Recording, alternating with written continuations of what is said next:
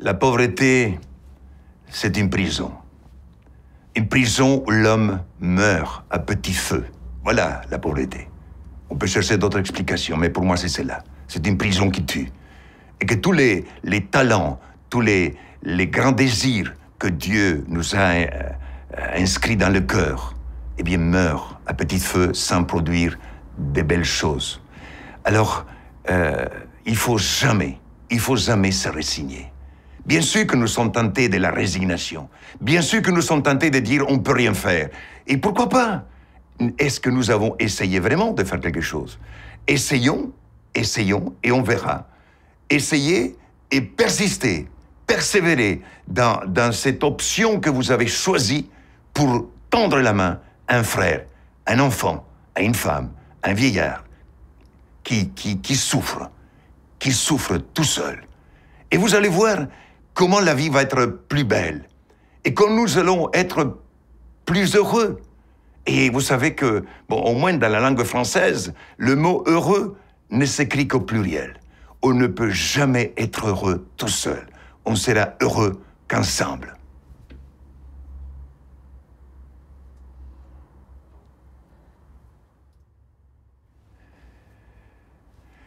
Avoir plus, ce n'est pas vivre mieux. C'est toute l'expérience qui le montre. Avoir plus, il vous enchaîne.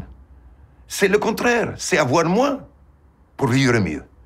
Et pourquoi? Regardez tous les produits des grandes entreprises, ils disent c'est light. Ils disent c'est light, c'est léger. Consommez. Ça veut dire vous consommez, vous attendez de grossir, et vous êtes toute light. Vous avez un corps light, vous avez un esprit light, vous avez un cœur light, vous avez une tête light. Et finalement, il ne faut pas s'étonner que tout est light autour de nous et qu'il n'y a aucune consistance. Alors, et regardez pourquoi les pauvres, les enfants de l'Afrique, de Madagascar, où je vis depuis 40 ans, pourquoi, en n'ayant rien, ils savent rire? Avec peu de choses, ils sont heureux. Ils savent jouer, pas besoin des jouets compliqués, des jouets robots, de monstres concrets pour animer les enfants. Là-bas, ils jouent tout seuls et avec leur propre force, leur propre imagination. Alors voilà, c'est-à-dire que le bonheur ne peut pas être appuyé sur la richesse matérielle. Le bonheur, c'est autre chose que l'avoir, c'est plutôt l'être.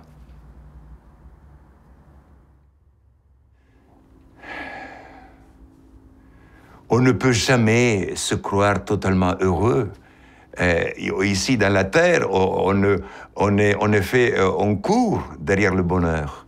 On court derrière le bonheur et on arrive à des moments à l'attraper et tout d'un coup, il m'échappe. Et il faut que je cours plus loin pour l'attraper, je l'attrape et il m'échappe encore une fois. Ça veut dire que le bonheur est toujours devant moi. Jamais entre mes mains, il est toujours devant moi. Alors c'est pour ça que je serai toujours obligé de courir derrière ce bonheur. Je sais, j'ai conscience que dans ma vie, j'ai eu des moments de bonheur extraordinaires. Je me pensais que j'étais tellement heureux de vivre que j'ai volé, je disais, comme à 15 000 mètres d'auteur sur la terre. Et je voulais bénir tous les êtres humains de tous mes frères. Je voulais les bénir parce que c'était mes frères. Eh bien, après, m'est arrivé aussi d'être déçu, d'être déçu. Eh bien, les chutes commençaient. Et j'étais aussi malade, j'étais aussi trompé.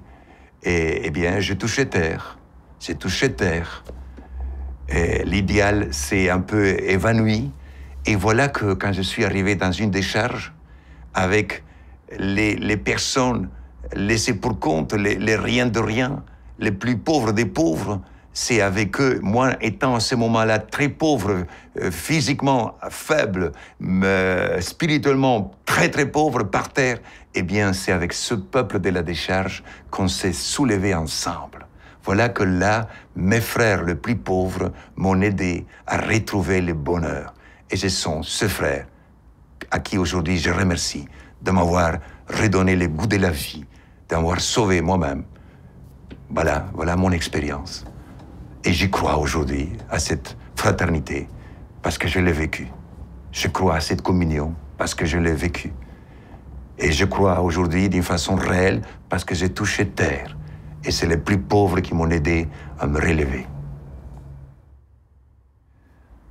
À tous les hommes pauvres laissés pour compte, oubliés par leurs états, qui vivent dans la misère extrême, qui est cette misère extrême qui est la prison qui tue et qui est aussi la honte de notre terre, je dirais à mes frères les plus pauvres, les plus humbles, croyez toujours.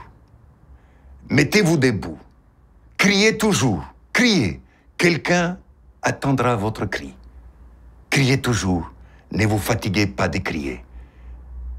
Un être humain, un jour, vous écoutera. Nous sommes des milliards des êtres humains sur Terre. Quelqu'un entendra votre cri. Criez. Et ne vous résignez jamais. Ne vous résignez jamais. Par l'amour de vos enfants, par l'amour de votre famille, de votre dignité, ne vous résignez jamais. Criez toujours. Et si vous ne pouvez pas crier tout seul, cherchez d'autres frères pauvres et criez ensemble. Criez ensemble. Mais nous devons crier. Nous devons dire au monde que nous existons, que vous êtes là. Et je suis sûr qu'aucune misère, aucune pauvreté extrême n'est pas une fatalité, On peut la combattre. Voilà ce que je dirais à mes frères les plus pauvres de notre terre. Vous êtes notre salut. Vous, les plus pauvres, vous pouvez nous aider à tous les riches de notre terre à être plus vrais, à être meilleurs et à partager davantage d'une façon juste et fraternelle.